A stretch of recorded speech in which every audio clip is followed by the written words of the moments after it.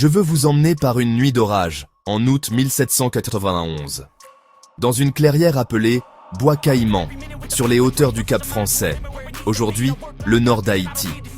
Certains disent que le tonnerre a grondé, les tambours ont résonné, et qu'une prêtresse a levé une lame alors que des rebelles prêtaient serment à la liberté. Cette nuit-là, dit-on, a allumé la mèche de la seule révolution d'esclaves réussie de l'histoire.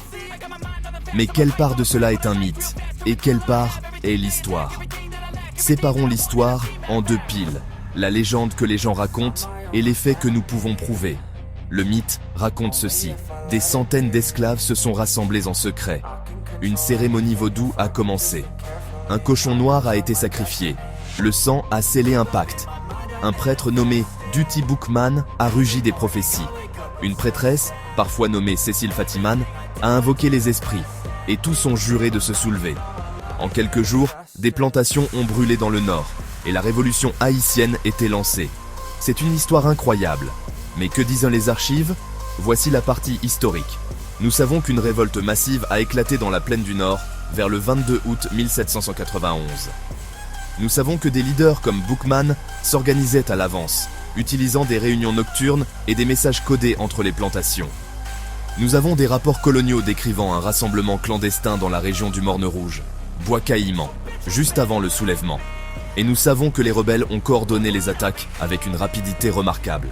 Ce que nous n'avons pas, c'est une transcription parfaite de cette nuit-là. Aucun journal de témoins oculaires auquel nous puissions faire confiance à 100%.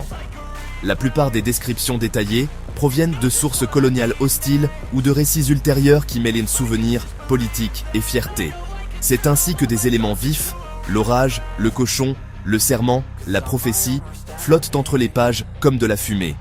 Alors, la cérémonie est-elle réelle? La réponse la plus sûre: il y a eu une réunion à ou près de Bois Caïman qui a contribué à lancer la révolte. Elle a probablement inclus un rituel, car la foi et la résistance étaient entrelacées pour un peuple dont la culture était criminalisée. Mais le scénario exact, c'est là que le mythe intervient. Voici la partie importante. Le mythe n'est pas juste du vent. Il véhicule des vérités que les documents ne peuvent contenir. Les esclaves ne réagissaient pas seulement à la douleur, ils planifiaient, croyaient et donnaient un sens ensemble. Une scène de cérémonie dit « Nous avons choisi la liberté, ensemble, délibérément ». Et l'histoire confirme le résultat. La révolte s'est transformée en une révolution brutale qui a secoué le monde. Elle a divisé des empires, forcé la France à repenser l'esclavage et s'est soldée par l'indépendance d'Haïti en 1804, la seule nation née d'un soulèvement d'esclaves réussi. Il y a aussi une raison pour laquelle Bois Caïman revient sans cesse.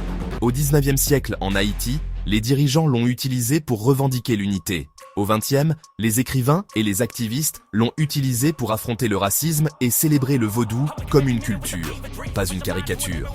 Pour de nombreux Haïtiens aujourd'hui, c'est une histoire d'origine spirituelle et nationale.